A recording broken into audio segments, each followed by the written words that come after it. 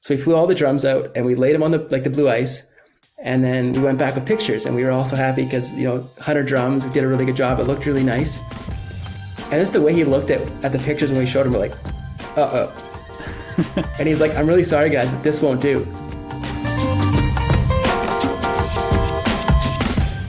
Welcome to Flying BC, a podcast about the people, planes, and aviation adventures in British Columbia and Canada, with your host, Warwick Patterson.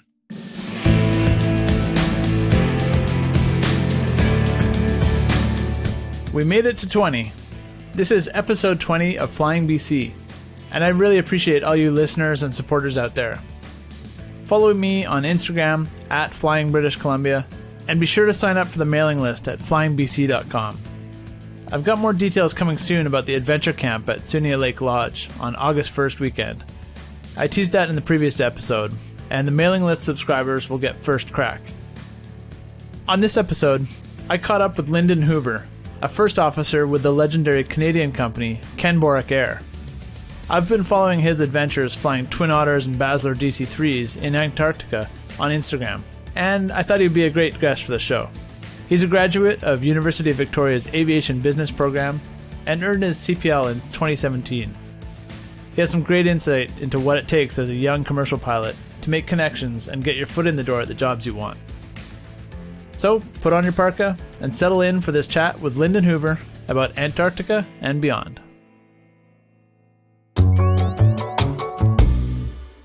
Linden Hoover, welcome to Flying BC. Thanks for joining me. Thank you. Thanks for having me. Yeah, awesome. So I don't actually know you in real life, but I've been following you on Instagram, and you've been down in Antarctica flying, and that really caught my attention. So I was like, that seems like a wicked job. Let's get you on the show. No, definitely. It's been an interesting experience, and I'm really excited to share that. Cool.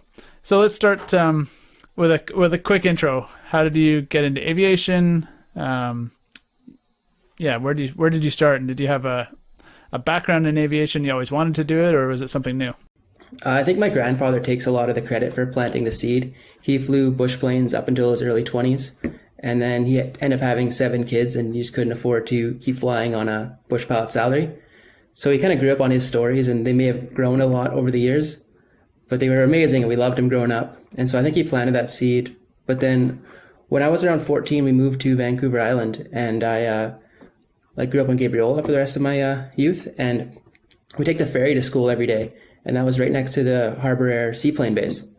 And so I'd always be waiting for the ferry, and I'd just go sit over and watch the seaplanes come and go, watch them fuel them and load the bags, and how the pilots just interact with people. And I just loved everything about it. So right when I graduated, I went to UVic for the Business Administration Aviation program they started. And through that, I met a lot of people, got a diploma in business administration and my private license. And then I was really excelling at that point, but then everything kind of came to a stop for a while because my friends who were finishing their commercial couldn't get a job. They were looking at 2 years on the ground, and that was a hard sell for my parents to get a co-sign on a loan. And then student loans wouldn't give me anything because it's no longer accredited university program because I graduated. And so I just kind of had to take a step back and how do I do this? And so I got given a job opportunity in Fort St. John, just laboring in the oil patch. And so I took it, and we'd just do a couple months up there, a couple months home flying, just chipping away for a few years. And then while I was up there, I got a call from one of the kids I went to school with in UVic saying hey, we need a dock hand at Harbour Air. And I thought of you. Do you want to do it? And it was kind of the perfect opportunity that I'd been waiting for. And so I took it, and that's when my flying kind of really went right for me. There was all this opportunity to talk with people who were doing what I wanted to do, and everyone I was surrounded with was also doing their flight training. So it became this super competitive, super supportive nature of just go for it. What are you waiting for? Right. And that's when everything kind of just took off. And then that's how I heard about Borek. All these guys go to Antarctica, they go overseas, they go way north, they go to Greenland. Doesn't that sound amazing? And I'm yeah, sign me up. And that's kind of how I ended up getting to where I am now. Awesome. It's interesting that student loan story came up in the last podcast with Katie too. It's definitely an issue that like as soon as you're out of a university environment, you can't get the full funding for aviation. So I think people are working on that, and yeah, that'd be good. I'm hearing now that they're more like readily to like, I guess, give out money to people who are pursuing aviation. Because a kid who just got hired at Borek, he was saying that he went to them and they kind of hummed and hawed a little bit and then gave him all he needed. So I think it is changing for the better. That's good. So you ended up at Kenn Borek Air. What was your first job with them? So I got hired basically working in the office. It was kind of a funny story. I got hired. I was working as a dock hand and then kind of just finished my commercial multi, working on my IFR. And then the chief pilot of Kenn Borek Air called me on a Friday and he said, like, I know this is kind of short notice, but can you be here Monday? And I live on Vancouver Island, and Calgary is a ferry ride and 12, 14-hour drive. And so I just was like, sure. All right. And ended up just blasting out there, not really knowing what the job was or what to expect. Just I couldn't say no to that opportunity.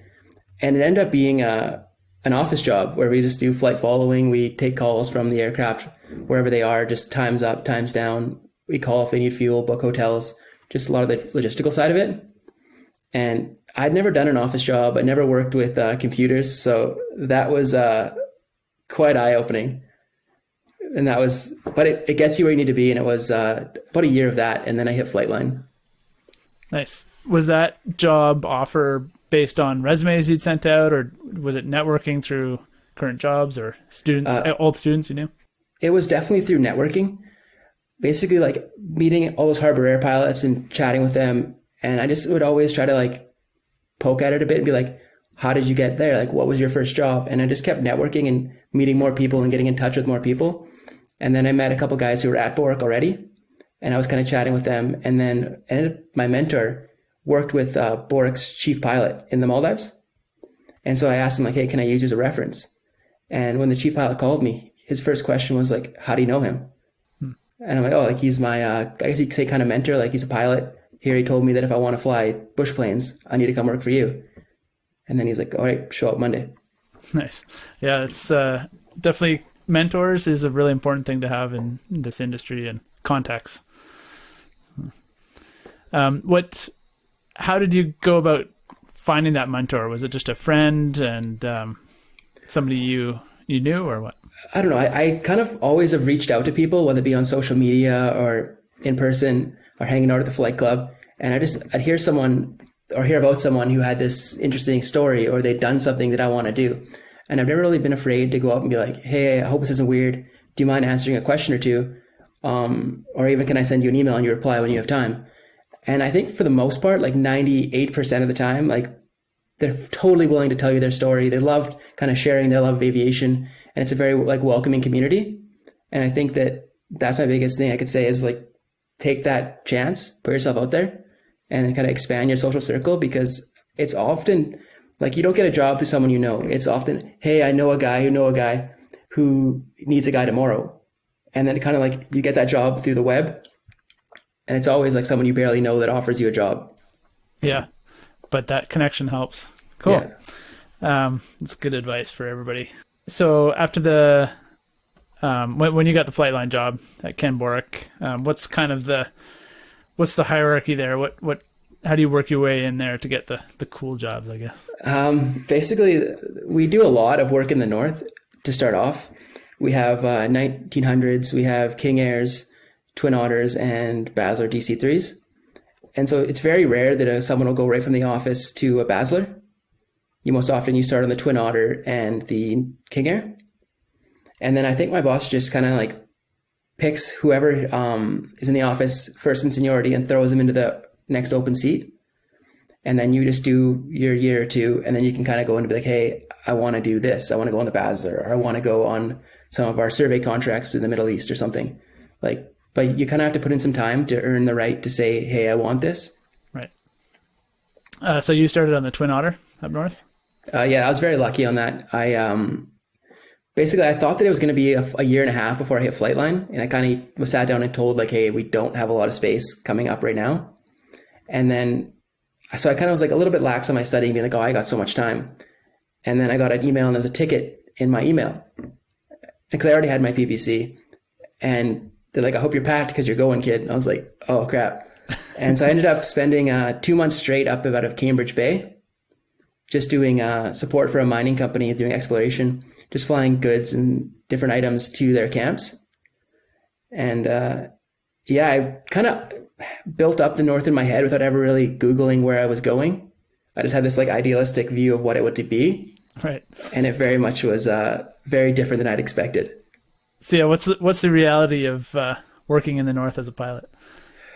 I never really pictured myself like working in snow pants, like flying in snow pants. It's like snow pants being probably my number one outfit, and they're thick ones. I don't know. I never really thought of the aspects of flying, of just like all of the unloading and loading and digging out fuel drums and the physical aspect of working up north. Like I've watched all the videos, I've seen all the flying, but I guess no one really glorifies the idea of like moving and loading and unloading a couple hundred fuel drums to a fuel cache. Yeah. It's a lot of work. Yeah. So you go from Twin Otter. What's your next steps there? Basically, I'm trying to get to the Antarctica with you, because I want to get to that pretty quickly. Yeah. So my first trip to Antarctica was on the Twin Otter, and it was at the Italian base, Mario Zucchelli Station on the Ross Sea, just right below New Zealand. And again, I had maybe built up Antarctica to what I thought it was going to be, and it very much was. I guess I call it character building, because the 24-hour sunlight, the total lack of like Wi-Fi or internet access. Like you're lucky sometimes you'll get WhatsApp, but that's it. And you leave Canada and then you have just this extreme flow of information every day. You can talk to anyone, you can look up anything, scroll Instagram in the morning, and then you get down there and there's no Instagram, there's no Facebook. And you often like reach for your phone and you're like, why? It's not going to work. Yeah, it's the ultimate detox, digital detox. Very much so. So what does, because you think of Antarctica, you think of like penguins and ice. But there's quite a few people who work down there now, so there's got to be some like outposts and workstations and villages. So what's sort of the mission for you guys down there? So I do think that a lot of people do think that it's very sparsely populated with a few small like outposts, but that isn't really the case nowadays. Like there's something like 40 some nations that have signed on to the treaty, with 29 active on the ice like the last few years. And I think there's just under 70 stations that are permanent. Oh, wow. Along with a tourism camp, a couple tourism camps. We mainly work with ALE, so I'll only mention them. But yeah, they have an amazing Instagram account, which I highly recommend checking out. But with the way the ice is going, like they're having to close down blue ice runways due to warming. Oh, wow. And there's getting holes in them. So there's a lot of construction going on to build like these giant runways in the kind of like gravel bars they have. And I think that people would be really surprised to see like how much actual construction is going on down there. Right. And then day to day for you guys, it's kind of resupply and things like that? Basically, it varies per contract, but I've only ever worked for the Italian contract and people they partner with. And so our main thing is just flying supplies out to their different research stations, like the summer camps. And then their main thing is supporting a place called Concordia, which is a year-round station. It's the second most remote station on the planet. And basically it's a base where they do a bunch of research for the European Space Agency. And they just study like crew composition, how people react to 8 months of isolation with no outside contact, how that affects their relationships, their blood chemistry, all of that. And then we just fly a lot of the goods in, dry goods and fresh food. A lot of the crew changes are through us. And they do traverses, but that's just for mostly bulk fuel and like overwinter items. Gotcha. And that's pretty much what we do. We also do a lot of trips to a place called Dumont-Dreville, which is the French station, which shares 50% of the responsibility for keeping Concordia running year round. I saw a photo from your trip this year where you just unloaded all the fuel barrels, but then you said it was the wrong configuration, so you had to go and move them all over again. Yeah, so that was a place called Little Rocks, and it was for the German program where they're doing a big program next year. And helicopter pilot who's going to be picking the drums up gave us a drawing. And so we got the drawing. We're like, okay, we definitely understand this. So we flew all the drums out and we laid them on the blue ice. And then we went back with pictures, and we were also happy because, 100 drums, we did a really good job. It looked really nice. And that's the way he looked at the pictures when we showed him. We're like, uh-oh. And he's like, I'm really sorry, guys, but this won't do. And we're like, well, what do you mean? This is exactly like you drew it. And he goes, yeah, I know, but I changed my mind. Oh, no. And so we made him come back out with us along with some helpers, and we just rearranged the drums. So it wasn't that bad. Right. But when he first said it, we were kind of looking at each other like, is he kidding? Please say you're kidding. So yeah, I guess they kind of have to plan a year ahead, because you guys are only there for a few months, right? When the flying weather's good. I think we were like just under. This is a bit of a shorter season this year due to COVID, but usually it's around 4 months for a full season, and then they're 8 months. Those guys are like Concordia are completely isolated. Wow. Yeah. So this year you got to fly the Basler there. Have you ever flown a piston DC-3, like a regular DC-3? No, I've seen them, but I've never stepped foot in one, and I don't think I would jump at the opportunity to switch over. I was curious whether you had been able to compare it, but it's amazing those things are still being used, and the Baslers are pretty awesome performers. I definitely really enjoy the Basler, and like the comfort it gives us with like turbine engines and the extra carrying capacity we have an up gross, so we can carry more weight, and the engines themselves are quite a bit lighter than the piston engines, so we end up being able to carry quite a bit more than a traditional 3. And I feel a little more comfortable flying around Antarctica with turbine engines. Yeah. Do you guys have to bring spare parts and spare engines and stuff down with you just in case? We have one spare engine that we keep at McMurdo, which is the large American station, which is kind of the hub for the area, along with like stands and different major items. But in each plane carries around like a spare kit, and that's the day-to-day items that you expect to break or have some like problem with. We hardly ever use them, but they're just there just in case. Right. And then each plane has an engineer assigned to it. They travel everywhere with us. Cool. Yeah, I guess you can't really courier something down there if you needed something. Yeah. What are the biggest challenges to flying down in Antarctica? Is it the weather? Is it the cold? Or the cold is something I would have assumed would have been our biggest issue. But when we're out in the field and say we were digging up some seismic sensors, they were trying to measure like movement of the ice and if they had earthquakes and how it was affecting the actual islands and topography under the ice. And it was negative like 40 something when we landed. And you'd think the engines would have trouble with that. Sometimes we'd idle one if it was really cold. We also carry a big generator with us where we haul the generator out, plug the plane in, put the plugs in, put our engine tent on, and there's no problem with it. I would say weather is something that really gives us a hard time, because there are some times where it's a week or we just can't get out and do what we want to do. But when you see a big window of clear weather, you just know you're going to be really busy. Is that time of the year pretty good weather? Or is it kind of off and on? It's, for the most part, it's quite good weather. Especially this year, we were really lucky to get many, many days of just blue sky every day. The biggest problem where Mary Zakeli is these giant blows that come off the plateau. They can reach well over 100 knots at points. Wow. And then it's just no fun at all. And then the journey to and from Antarctica looked pretty epic too, because you're flying all the way down from Canada. Did you also do that in the Twin Otter? Yeah, so I did the trip down in the Twin Otter, and then I crew changed out through New Zealand that year. And then this year, because of COVID, we were sent down 3 weeks early to Punta Arenas.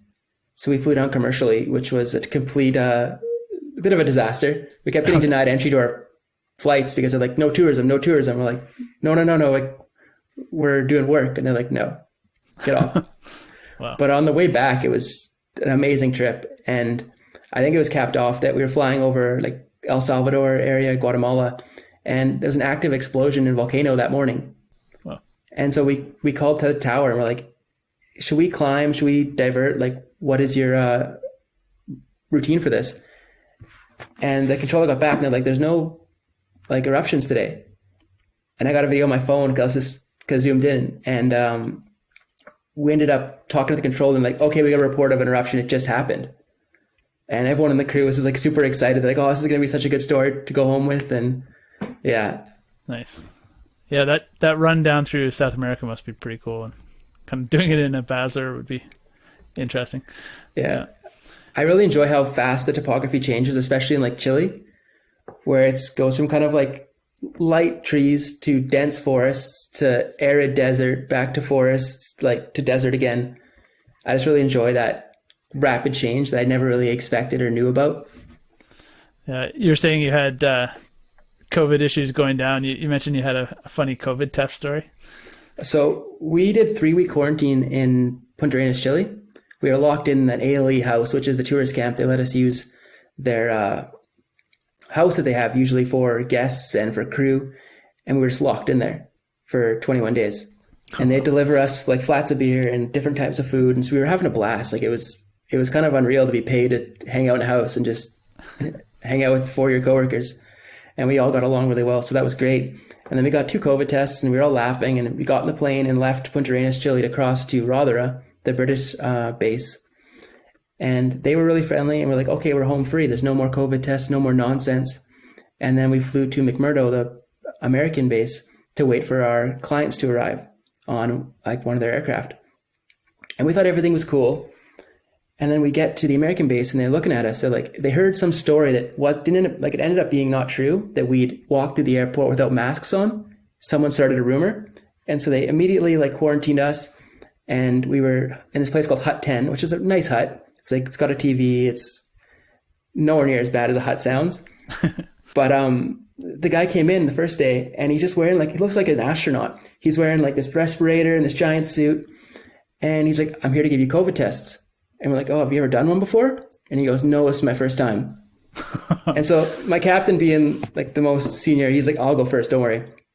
And the guy didn't read the form, and he just jams it in, and he starts counting 1, 2, 3, and he gets well past 10. And I'm like, he's not stopping. Like, why is he not stopping? And my captain's sliding down his chair, and he's like looking around like, what's going on? And he gets to like 20 seconds, and my captain's like, please stop, please stop. And then he pulls it out, and he's like, oh, like maybe that was a bit long. Who's next?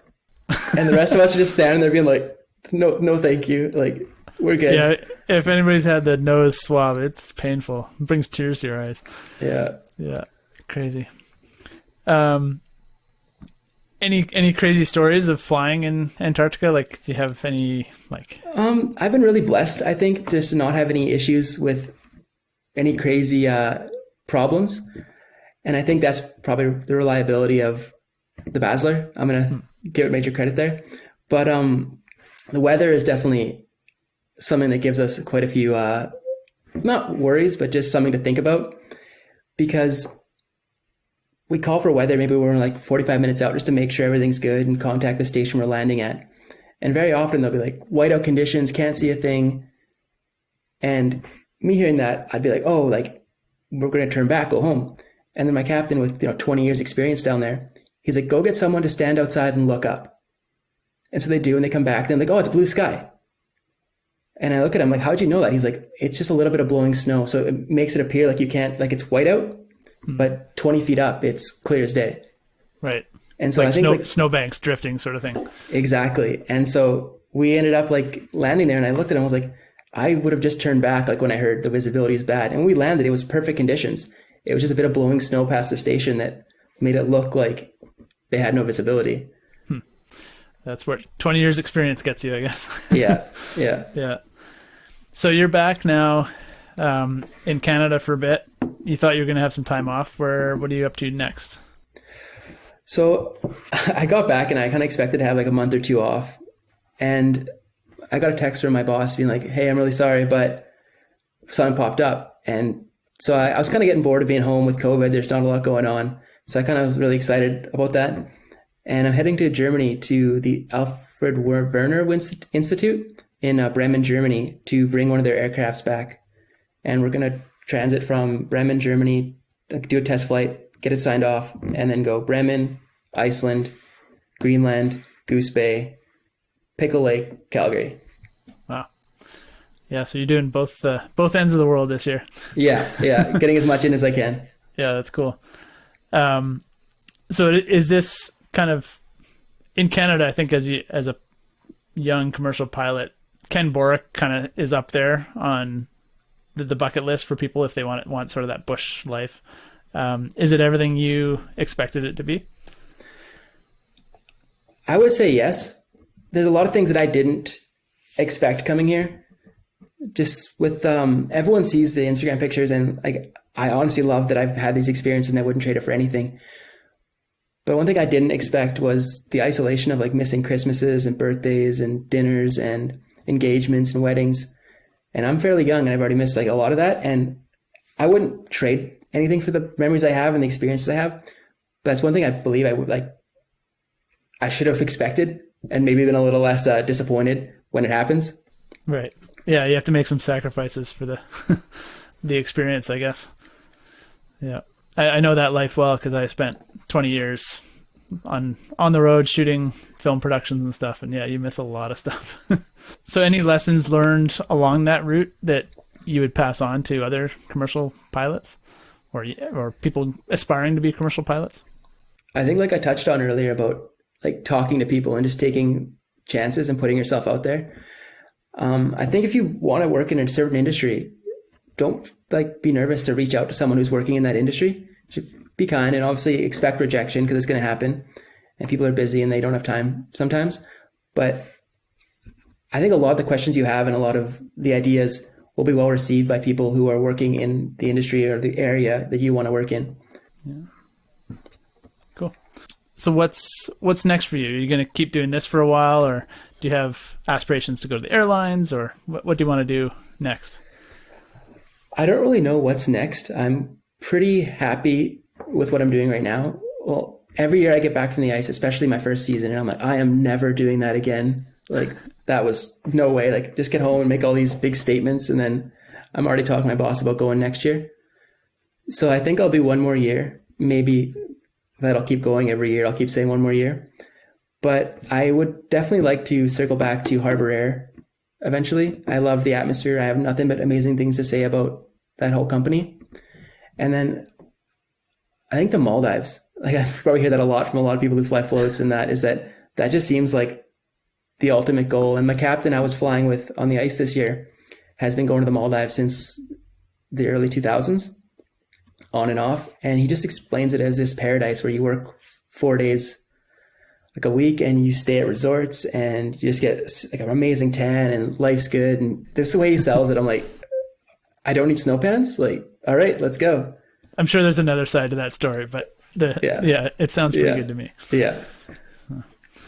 So, would you recommend people go through the university program like you did, or would you have done that differently? Honestly, I've yet to use the diploma in anything I do. And, I've yet to find anyone like a chief pilot or anyone to really give it any worth. Like, I don't think they care about it. But I would say, like, being a few years out of school and away from that diploma, I think the connections I made with other people in my class have become like lifelong friendships in aviation. And people like, there's maybe 10 of us that stuck around in aviation after we graduated. And I talk to those guys regularly. Just about oh, you're a captain here. Like, one's a captain at CMA, one flies the Beaver up north. One of them came to Borek. And I think just like those connections I have are super valuable. And I think that it was worth the money I spent and the time I spent to make these connections. And I don't know if that was what the university was trying to sell. I think they were just giving us a piece of paper. But I've talked to the guys about it, and they're all kind of say the same thing, that like the connections we got from the program with each other was worth every cent. Yeah, and that sounds about right. Yeah, because when you go to a flying school independently, you might see people in the clubhouse or whatever, but you're not working and learning together. So yeah, exactly. Yeah, it's a good idea. I guess I could talk about like last summer I was quite lucky to work with the NASA project out of Greenland, which I'm hoping to get back on this year. And it's just basically they survey. It's called OMG, Oceans Melting Greenland, and they drop probes up and down the fjords of Greenland to see the salinity change year after year, to see if there's more fresh water leaving the continent. And they also do satellite shots to see if there's more ice or less ice, and kind of just judge how we're seeing melt, which is in the Arctic a big thing, because there have been days when we were flying up in the northern part of Ellesmere Island, which is the northernmost island in Canada, where it was like plus 16, plus 17. And we were like walking like around in t-shirts, and everyone's like, this is damn near the North Pole. Excuse my language, sorry. No, that's fine. But yeah, it is shocking. Yeah. Has that changed kind of the way you think about things and the way you live a little bit, seeing all that firsthand? Very much so. I think because like there's a lot of, I guess, economic upsides to the ice retreating, the Northwest Passage opening up. There's a lot of investment going in up north, but it's also drastically going to change how the indigenous people of the Arctic have to live and scavenge, and kind of like they want to live their traditional life in a lot of aspects. And I kind of think that as the ice retreats, that's going to be harder and harder for them to do. And I don't think that's entirely fair. Yeah. So yeah, working up north, I guess you do a lot of resupply and interacting with the First Nations up there. Maybe just talk about that and how like remote some of these communities are and the lifeline that aviation gives to them. Well, there's a couple of communities, especially a community called Grise Fjord, which is north of Resolute, which isn't naturally a community. These people were moved up there so that we'd have a better claim to the high Arctic. And so they're very, very remote up there, and they've kind of made a really amazing life, in my opinion, of these beautiful mountains, and they have this amazing fisheries going on. But it is very much an isolated community that requires like several flights a week, bringing in the necessities for life. And then we also like, there's days when you're flying in a skidoo, and then you're flying out different pelts of different animals or a polar bear skin. And I think the first time I loaded a polar bear skin, I was just kind of in awe, being like, are you kidding me? Like taking like, I was just looking at it, I was like, this is so eerie. And the guy was saying like, oh, we didn't want to shoot it, but it was wandering into the town, and it was like on my deck, so I had to. And I was like, this is what a weird life, like so foreign to what I experienced growing up. Nice. Yeah. What's the weirdest thing you've ever flown in or out of somewhere? Well, I think it would have to be these, I'm drawing a blank on the name. They're a large type of goat that lives in the high Arctic, muskox. Oh yeah. And they killed a bunch of muskox, and we just flew like a load of muskox pelts out, and I was just loading pelt after pelt of muskox, and it was just unbelievable. Because I was like, oh, what kind of like are these like elk? They're like, no, it's a goat. I'm like, I did not know muskox were goats. Yeah, like they're of the same family. Yeah. And then I would say I landed at a place that was just south of Resolute, and it's a traditional like fishing village in the summer, where the Arctic char come out of the lakes into the ocean and then go back up. And so they go there in the summer and they harvest a lot of these giant Arctic char. And they also harvest narwhal, 2 narwhal a year. And we'd landed there, and the guy just harpooned a narwhal and had brought it ashore. And I had never seen a narwhal. I'd never been anywhere close to a narwhal. So I kind of wandered over and was asking him questions about it. And then he just cut off a big chunk of the blubber and threw it in his mouth. And my jaw kind of dropped. I'm like, you don't cook it? You don't, like, can you explain it? And he's like, he just cut off a small little chunk, and he's like, handed it to me, and he had his hand out. And I was like, oh, I can't be rude. And so I ended up putting it in my mouth and was chewing away. And my captain was kind of sitting there just laughing and watching me because I was chewing away, because I'd never tasted anything like it. It was very waxy, very like fatty. Right. And I was like green for the rest of the day. But the guy, as we were leaving, he's like, don't worry. Like if your body can't like process it, it'll just come out of you like rain. And I'm like, excuse me? And I was like, looking at my captain. My captain's just laughing. And I was like, no, wait, what? Why didn't you say that before? As you're about to get on a plane? Yeah, exactly. But I was fine. Yeah. And it ended up being like, I have some pictures on my phone, but it was, a pretty day experience I really cherish. That's cool. Yeah, I guess that's what kind of all about, right? Being a pilot is all about gathering experiences like that. Yeah, very much. Cool. So where can people find you if they want to follow you on Instagram, things like that? My Instagram is just at Linden Hoover. And if anyone has any questions about, the industry and what they think, I'm always open to chat and talk about like how I think they should do something. Or you don't have to listen to what I have to say, but if you looking for an opinion, I'm always willing to give one. And it might take a while for me to get back to you, but yeah, I'm always open for that. Yeah, it depends where in the world you are, I guess. Exactly, yeah. But I can say I got a message back from the Antarctic because you replied to me. So. Oh, we got very lucky. One of the guys somehow got internet on his laptop, and he was for like 1 hour a day at like midnight. He would open his like Wi-Fi and share us the connection, and so we'd all be sitting on the table like kind of like criminals getting on the Wi-Fi. Everybody else is asleep. Yeah. Awesome. Well, thanks for joining me. That was awesome. Yes, thank you for having me.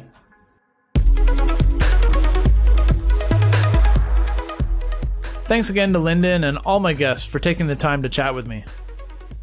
You can check out his Instagram at Linden Hoover, LindenHoover. And I'll put the link to that and the ALE accounts he mentioned in the show notes. And don't forget to follow me on Instagram at Flying British Columbia. I try and post lots of photos and videos. I recently did an air-to-air shoot with a Piper Cub. And as spring comes around, hopefully we'll get out and do some more shoots. And as I mentioned at the show open, head to flyingbc.com to join the mailing list. You won't want to miss the Flying BC Aviation Adventure Camp, held at the beautiful Sunia Lake Lodge, featuring survival and mountain flying seminars, backcountry flyouts, and world-class R&R, including some of the best fishing I've ever seen. With spring finally arriving, I hope you too can get out for some flying adventures. Stay safe, keep your head up, and I hope to see you in an airport soon. And now, you have control.